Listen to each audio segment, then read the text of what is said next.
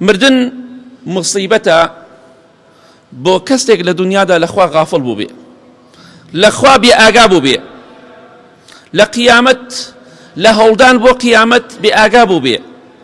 لە حەدیثەکەی صحیح بوخاریە پێغەمبەری خوا دەفەرمێ صلی الله عليه وسلم کاتێک کە جەنازەیەک دائەنرێ، جەنازەیەک ڕۆژێک دێ هەمومان دەبینە جەنازە، بەڵام ئایا چیمان بۆ ئەو ڕۆژە سەختە ئامادە کردو؟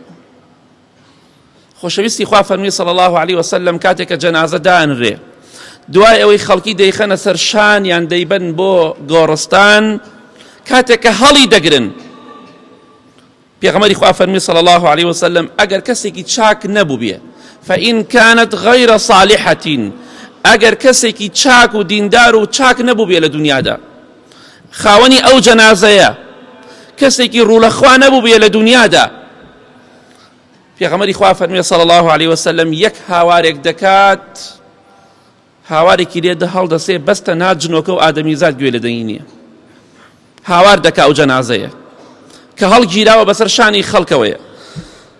خۆشەویستی خوا فەرمی صلی الله عليه وسلم هاوار و گریانی ئەو پەشیمانی ئەو جەنازەیە کە لە دنیادا صالح و چاک نەبووە، هەموو کەسێک گوێ لە دەنگێتی ئیلا جنۆکە و ئادەمیزاد نەبێ. بۆچی؟ چونکە ئەگەر ئەوانیش گویان لەو دەنگە بێ دەبورێنەوە، تەحملی ناکەن. بۆیە هەزارەها و ملیۆنەها جەنازە هەیە بەسەر شانی خەڵکەوەیە هاوارەکات، ئەی هاوار بۆ کوێم دەبەن؟ خۆی دەزانێ کوردوەتەنی ئیشی پیسە، خۆی دەزانێت چی کردووە، دەزانێت لە دنیادا چی کردووە، بۆیە هاوار دەکات، دەڵێ ئەی هاوار وەیل بۆ من، تیاچون بۆ من، بۆ کوێم دەبەن؟ بۆ کوێ دەبەن؟ وەڵا بۆ جەهەنم دەتبەن، بۆ غەزەبی خوا دەتبەن، بۆ ئەو شوێنە دەتبەن کە بەڕاستی خۆت بۆ ئامادە نەکردووە. کەواتە مصیبەتە بۆ ئینسانێک کە لە دنیادا چاک نەبووە، کە لە دنیادا خواناس نەبووە، هەتا مرد نوێژی نەکرد، هەتا مرد سافیرە بوو، هەتا مرد ڕێگای خوای نەگرت.